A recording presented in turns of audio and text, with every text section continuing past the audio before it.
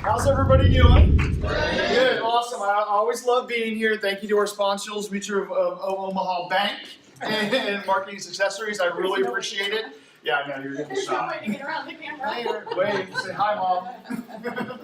So I really appreciate that. I always love being here. It's always a great audience, and you always have a lot of great questions.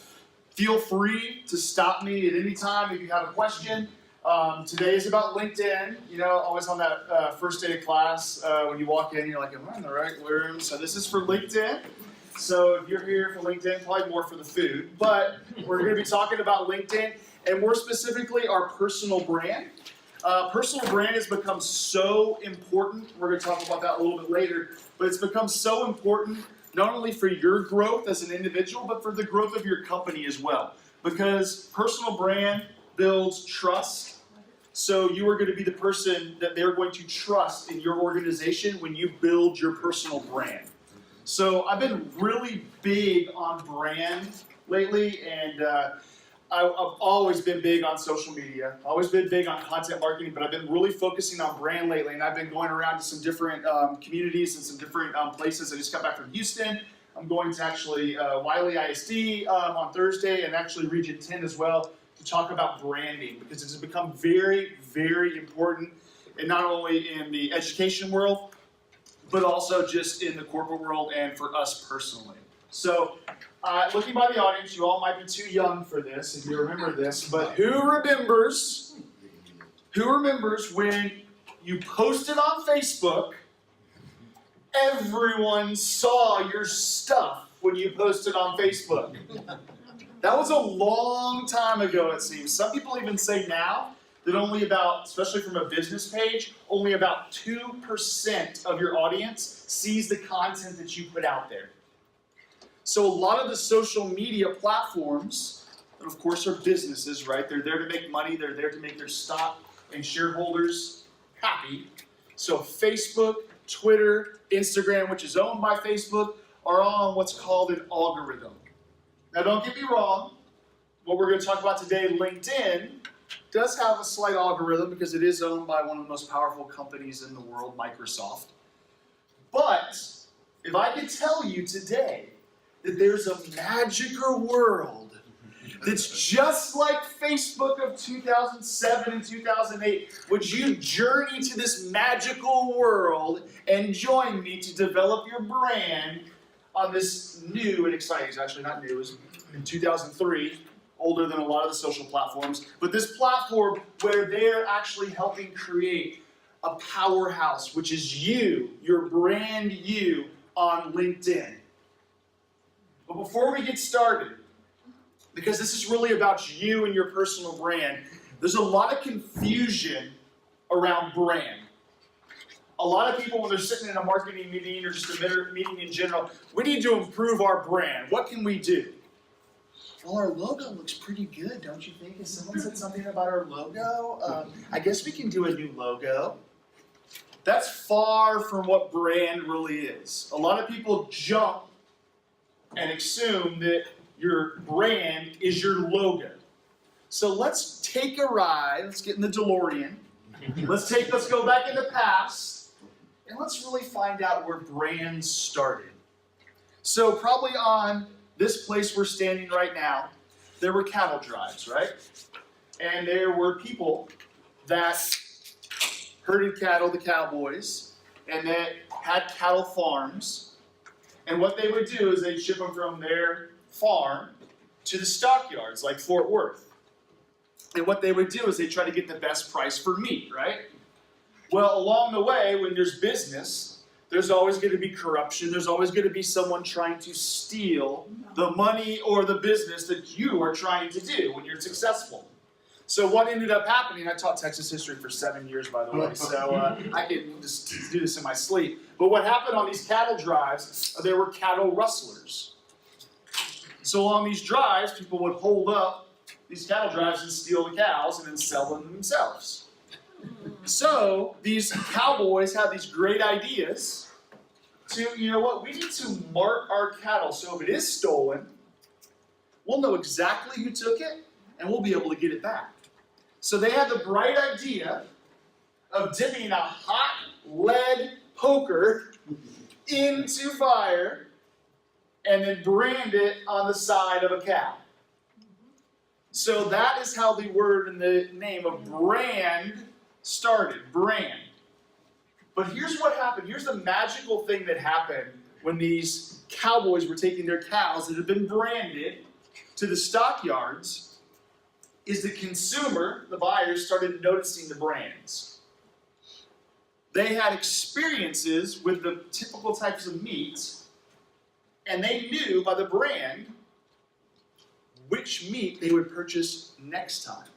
Did they have a great experience with that cow? And they're going to go back to that brand. Did they get a good price for the quality of meat? They're going to go back to that brand. There's always going to be knockoffs. Someone's going to make a brand that's very similar and things like that. But when you have a brand, you're developing the experiences of your product and yourself to when someone hears your company's name, your organization's name, your name, they're going to associate it with positive feelings, all based on experiences. So basically when you say brand, it's what the consumer first thinks of when they hear your name or your company's name. So think of that for a second. When someone hears your company's name, what's the first thing that comes to their mind? Quality, reliability, quickness. What's the first thing that comes to their mind? Now, here's where it gets probably a little bit complicated, maybe a little bit scary. When someone says your name, in the professional world we'll say, let's not say like your mother-in-law or something like that. When they hear your name, what's the first thing that comes to their mind? What experiences they have with you in the professional world that's going to create that opinion of you? And that's where personal brand comes in. With personal brand, you're creating the power of trust. And that's why brand, especially personal brand now, is so important. Because people are working because they enjoy a company, but sometimes they're going back to those businesses because of the great experience they had with one of your employees or with yourself. It's becoming very important because a lot of products out there, a lot of things are identical. There are some differentiations out there, but with Amazon and with the Walmarts, they're going to be able to maybe find a product cheaper. They're going to find your service easier because of all the information in Google out there. So a lot of what's going to differentiate you from the competition is the experiences the customers are having, and especially with your employees and with yourself. So that's why today, as we talk about personal branding, that's why it's so important. There's a professor named Mark Schaefer. He's written several marketing books. He used to be a Fortune 500 CEO, and he wrote this Born to Blog, one of his first books. He wrote this book called Known, which is all talking about personal branding. He just came up with an awesome book called The Marketing Rebellion. I'd really advise you to read this, talking about how brands need to become more human and how companies need to consider that in their marketing plans and just their overall business plan, becoming more human. But Mark Schaefer has a great quote in the book Known, because a lot of what we deal with today is on the digital platforms. Social media, email marketing, our website. And you can read this yourself, but when he says the power and influence, really personal branding, the buzzword now is influencer, right? The power and influence in the online world is all about being known. The quality of content you're putting out when you're online, what you're saying, your values when you're talking online. Social media, of course, has a lot of power. And in the digital world, being known is going to be half the battle when you're trying to get your name out there and your company's name out there. brand awareness, by the experiences people are having. And the good thing is, you don't have to be a billionaire or a Kardashian or Jenner to be able to wield the influence that you need to make an impression on somebody. The good thing now is, niche is really where the power is. In your personal brand, if you can become an expert, if you can be someone that's in the know of your industry, you're going to be miles ahead of the next person that you're competing against, the other companies you're competing against. It's all about niche and the content you know in that, and helping people with that content. So, the real reason we're here today, why LinkedIn? You know, I thought that was a job site. I don't need a job. I'm perfectly happy with my company. I don't want to have to go pursue anything like that. Why LinkedIn?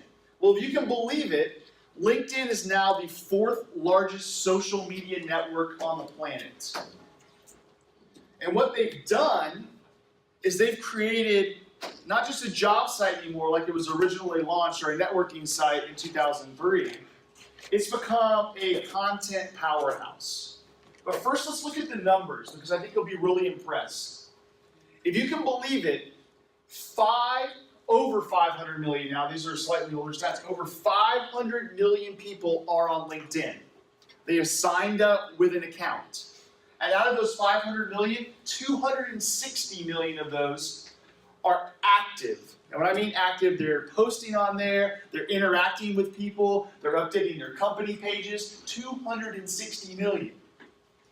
40% are active daily on LinkedIn. When I was, a couple years ago, the first thing I would do when I wake up in the morning is check my Facebook and my Twitter. The first thing I open now is my LinkedIn. I see who's been looking at my profile. I've been seeing who's reading my content. I look at my stats. I guess, I don't know the vein, but I look at my stats and I want to know who is interacting with me on this platform. Because it's a professional platform. Because if you look at this number, 61 million of the people that are on LinkedIn are top-level executives in corporations. And of those, 40 million of those people are decision makers.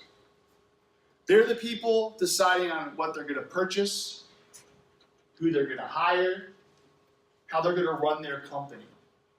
40 million people on there are influencers and decision makers within the industry and their organization.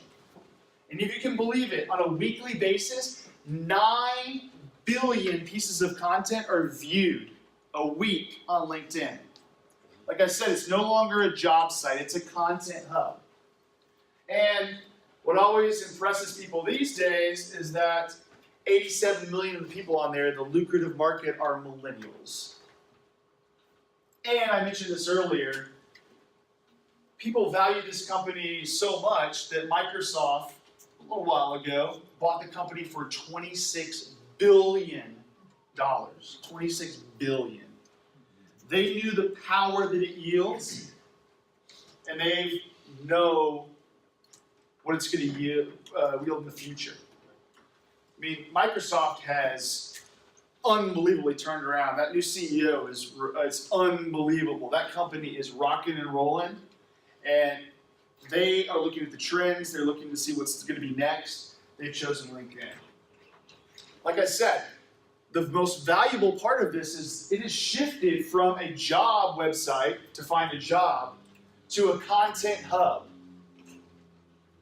When I post stuff on there, people read it, and not just people, industry professionals. And like I mentioned earlier about Facebook, no one being able to see my posts anymore, the same thing on Instagram and Twitter. The organic reach on LinkedIn is incredible. When I post an article or a blog post or a video, I'm getting 500 to 1,000 people easily looking at my content, and those are people that are in the same business that I'm in, interacting with me, and I'm able to get and grow my personal brand, get speaking gigs, things like that, and also be able to have interaction where we're learning from each other and doing the best that we can do to support public education in my case. The organic reach on this is like 30 to 40% compared to 2% on Facebook. It's really, really valuable.